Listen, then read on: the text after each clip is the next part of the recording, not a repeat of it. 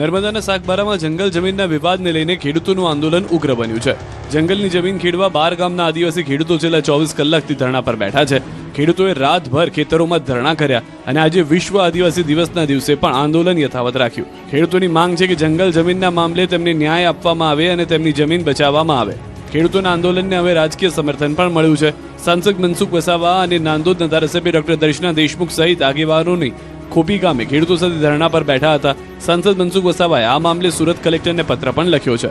મહત્વનું છે કે સાગબારા તાલુકાના નાલ, હલગામ, ખોપી, પાડી સહિતના 10 થી 12 ગામના ખેડૂતો વર્ષોથી જંગલ જમીન પર ખેતી કરતા હોવાનો દાવો કરી રહ્યા છે. ખેડૂતોને ખેડાણ અટકાવવા અને કાર્યવાહી અંગે નોટિસો આપવામાં આવતા પહેલેથી જ રોષ જોવા મળી રહ્યો છે. ખેડૂતોની માંગ છે કે ઉમરપાડાના કેટલાક વિસ્તારોમાં જંગલ જમીન પર ખેડાણના મુદ્દે જે રીતે રાહત આપવામાં આવી છે તેવી જ નીતિ સાગબારાના ખેડૂતો માટે પણ લાગુ કરવામાં આવે. અમદાવાદમાં ભાડે રહેતી કચ્છની યુવતી પર દુષ્કર્મ, નરાધમ દબોચાયો, લોકોમાં રોષ.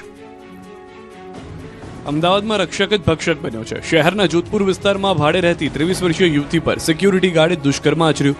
આ ઘટના બાદ સમગ્ર રાજ્યમાં હાહાકાર મચી ગયો છે. આરોપીના સીસીટીવી પણ સામે આવ્યા છે, જેમાં તે લિફ્ટમાં ઉપરના માળ તરફ જતો જોવા મળી રહ્યો છે, જે બાદ ફરાર થતો પણ નજરે પડી રહ્યો છે. ઘટનાની જાણ થતાં પોલીસ આરોપીને ગણતરીની કલાકોમાં ઝડપી ચૂકી, પરંતુ આ ઘટનાએ અમદાવાદમાં ભાડે રહેતી યુવતીઓની સુરક્ષા પર ફરી સવાલો ઊભા કર્યા છે. પોલીસ તપાસમાં સામે આવ્યું છે કે આરોપી ટેરેસ પર ગયો હતો જ્યાં યુવતી ચાલી રહી હતી. યુવતી એકલી હોવાથી સિક્યુરિટીએ યુવતી સાથે બળજબરી કરી, યુવતીનું ગળું દબાવ્યું અને દુષ્કર્મ આચર્યું. પોતાની હવસ સંતોષાયા બાદ આરોપી યુવતીનો મોબાઈલ લઈને ફરાર થઈ ગયો.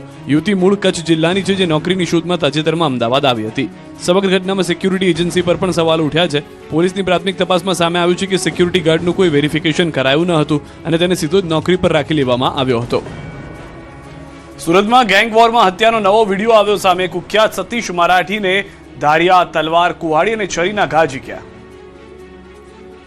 સુરતમાં ભેસ્તાનમાં સતીશ મરાઠી નામના કુખ્યાત વ્યક્તિની હત્યાનો વિડીયો સામે આવ્યો છે. દ્રશ્યોમાં કેટલાક શખ્સોને સતીશ મરાઠી પર ધારદાર હથિયારો વડે હુમલો કરી રહ્યા છે. ધારિયા, ચપ્પુ, કુહાડી, તલવાર જેવા હથિયારોથી આરોપીઓ સતીશ મરાઠી પર તૂટી પડ્યા અને ઘટના સ્થળે જ તેને મોતને ઘાટ ઉતારી દીધો. આરોપીઓએ પોઈન્ટ બ્લેન્ક રેન્જથી તમંચાથી ફાયરિંગ પણ કર્યું. દાવો છે કે બુધવારે સાંજે કુખ્યાત સતીશ મરાઠા એક યુવતી સાથે સ્વિફ્ટ કારમાં ભેસ્તાન સરસ્વતી આવાસ પાસેથી પસાર થઈ રહ્યો હતો. એ વખતે અગાઉથી વોચ કરી રહેલા કાયદાના સંઘર્ષમાં આવેલા સગીરોએ બાઇક પર આવી તેની કારનો ડ્રાઈવર સાઈડનો કાચ તોડી નાખ્યો. સતીશ ગુસ્સામાં કારની બહાર નીકળતા જ આસપાસ છુપાયેલા આરોપીઓ તેને ચાર તરફથી ઘેરી લીધો હતો અને ક્રૂરતાપૂર્વક હત્યા કરી હતી. સતીશ 2020ના ચકચારી સૂર્યા મરાઠી મર્ડર કેસનો મુખ્ય આરોપી હતો. મહત્વનું છે કે આ કેસમાં અત્યાર સુધીમાં 4 સગીર સહિત કુલ 8 આરોપીઓને ઝડપી લેવાયા. સતીશ મરાઠાની હત્યાની તપાસમાં જેલમાં બંધ રાહુલ મંડલે હત્યાનું કાવતરું ઘડ્યું હોવાનો પોલીસનો દાવો છે. પોલીસના જણાવ્યા મુજબ શિવા ટકલા અને કેતન સહિતના લોકો સાથે મળીને હત્યાનું પ્લાનિંગ કર્યું હતું. બીજી તરફ સુરતમાં સતીશ મરાઠાની હત્યા બાદ શહેરમાં ગેંગવોર અને સોશિયલ મીડિયા પર ભાઈગીરીના પ્રદર્શનને લઈને ફરી ચિંતા ઊભી થઈ છે. સોશિયલ મીડિયા પર ગેંગના નામે ચલાવવામાં આવતી રીલ્સ અને ફિલ્મી ડાયલોગ્સ મારફતે ભયનું વાતાવરણ ઊભું કરવાનો પ્રયાસ પોલીસ માટે પડકારરૂપ બન્યો છે. અલગ અલગ વિડીયો સામે આવ્યા બાદ પોલીસે એ દિશામાં તપાસ શરૂ કરી છે. ભાવનગરમાં 2 પક્ષ વચ્ચે જૂથથરામણ. સુરતમાં શ્રમિકના મોતનો મામલો ગરમાયો. ભાવનગરમાં બુધેલ ગામે એક જ સમાજના 2 પક્ષો સામસામે આવી ગયા. બંને પક્ષો વચ્ચે થયેલી મારામારીનો લાઈવ વિડીયો પણ સામે આવ્યો. જુઓ આ દ્રશ્યો વિચલિત કરી શકે છે.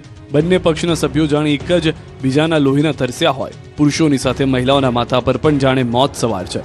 બંને પક્ષો વચ્ચે અચાનક ઉગ્ર બોલાચાલી બાદ મારામારી શરૂ થઈ. બંને પક્ષના લોકો હથિયાર અને ધોકા વડે એકબીજા પર હુમલો કર્યો.